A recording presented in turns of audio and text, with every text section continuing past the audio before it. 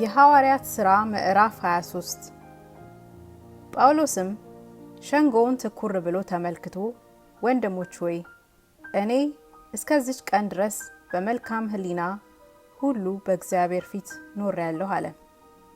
ሊቀ ካህናቱም ሐናንያ አፉን ይመቱት ዘንድ አጠገቡ የቆመው የነበሩትን አዘዘ።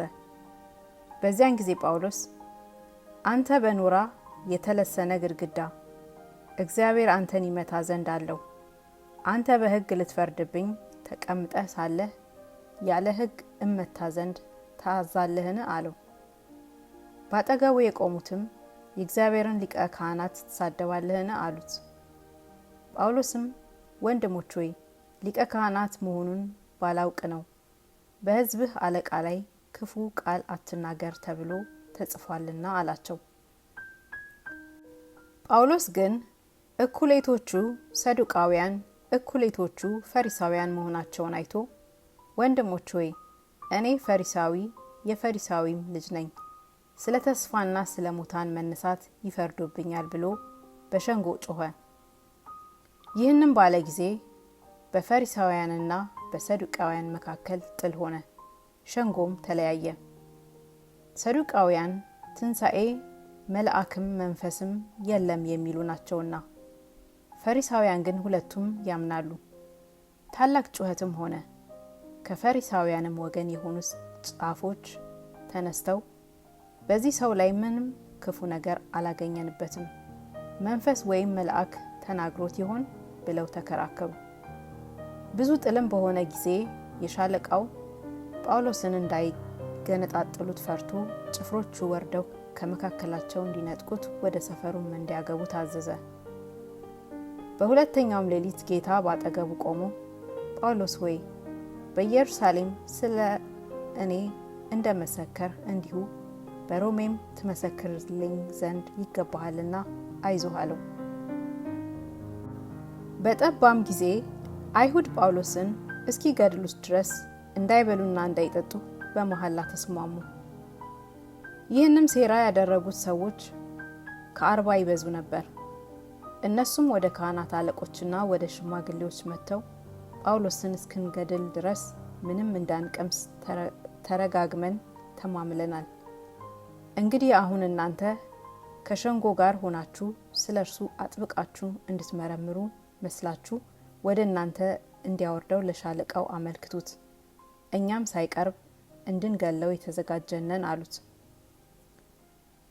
የጳውሎስ የእህቱ ልጅ ግን ደባቸውን በሰማ ጊዜ መጥቶ ወደ ሰፈሩ ገባና ለጳውሎስ ነገረው። ጳውሎስም ከመቶ አለቆች አንዱን ጠርቶ ይህን ብላቴና ወደ ሻለቃው ውሰድ፣ የሚያወራለት ነገር አለውና አለው። እርሱም ይዞት ወደ ሻለቃው ወሰደውና ይህ ብላቴና የሚነግርህ ነገር ስላለው እስረኛው ጳውሎስ ጠርቶ ወደ አንተ እንድወስደው ለመነኝ አለው። የሻለቃውም እጁን ይዞ ፈቀቅ አለና ለብቻው ሆኖ የምታወራልኝ ነገር ምንድነው ብሎ ጠየቀው። እርሱም አይሁድ ስለ ጳውሎስ ከፊት ይልቅ አጥብቀህ እንድትመረምረው መስለህ ነገ ወደ ሸንጎ ታወርደው ዘንድ ሊለምኑ ተስማምተዋል። እንግዲህ አንተ በእጅ አትበላቸው፣ እስኪገሉት ድረስ እንዳይበሉና እንዳይጠጡ ተማምለዋል። ከእነርሱም ከ40 የሚበዙ ሰዎች ያድቡበታል፣ አሁንም የተዘጋጁ ናቸው፣ የአንተንም ምላሽ ይጠብቃሉ አለው። የሻለቃውም ይህን ነገር ለእኔ ማመልከትህን ለማንም እንዳትገልጥ ብሎ ካዘዘ በኋላ ብላቴናውን አሰናበተው። ከመቶ አለቆቹም 2 ጠርቶ ወደ ቂሳሪያ የሄዱ ዘንድ 200 ወታደሮችንና 70 ፈረሰኞችን 200ም ባለ ጦር መሳሪያዎችን ከሌሊቱ በ3ኛው ሰዓት አዘጋጁ አላቸው። ጳውሎስም ወደ አገረ ገዡ ወደ ፊልክስ በደህና እንዲያደርሱት የሚያስቀምጡበትንም ከብት ያዘጋጁ ዘንድ አዘዛቸው። ደብዳቤም ጻፈ እንዲህ የሚል ከቀላውዲዮስ ሉሲዮስ ወደ ክቡር አገር ገዥ ወደ ፊልክስ ሰላም ላንተ ይሁን። ይህን ሰው አይሁድ ይዘው ሊገሉት ባሰቡ ጊዜ ከጭፍሮቹ ጋር ደርሼ አዳንሁት። ሮማዊ እንደሆነ አውቄ ነበርና የሚከሰስበትንም ምክንያት አውቅ ዘንድ አስቤ ወደ ሸንጓቸው አወረድሁት። በሕጋቸውም ስለ መከራከር እንደከሰሱት አገኘሁ እንጂ ለሞት ወይም ለእስራት የሚያደርስ ክስ አይደለም። በዚህም ሰው አይሁድ ሴራ እንዲያደርጉበት ባመለከቱኝ ጊዜ ያን ጊዜውን ወደ አንተ ሰደድሁት። ከሳሾችንም ደግሞ በፊትህ ይከሱት ዘንድ አዘዝኋቸው። ደህና ሁን። ወታደሮችም እንደታዘዙት ጳውሎስን ይዘው በሌሊት ወደ አንቲጳጥሪስ አደረሱት። በነገውም ከእርሱ ጋር ይሄዱ ዘንድ ፈረሰኞችን ትተው ወደ ሰፈር ተመለሱ። እነዚያም ወደ ቂሳሪያ ገብተው ደብዳቤውን ለአገረ ገዡ በሰጡ ጊዜ ጳውሎስን ደግሞ በፊቱ አቆሙት።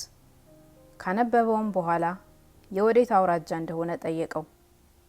የኪልቅያ ሰው መሆኑን ባወቀ ጊዜ ከሳቾችህ ደግሞ ሲመጡ እሰማሃለሁ አለው። በሄሮድስም ግቢ ውስጥ ይጠብቁት ዘንድ አዘዘ።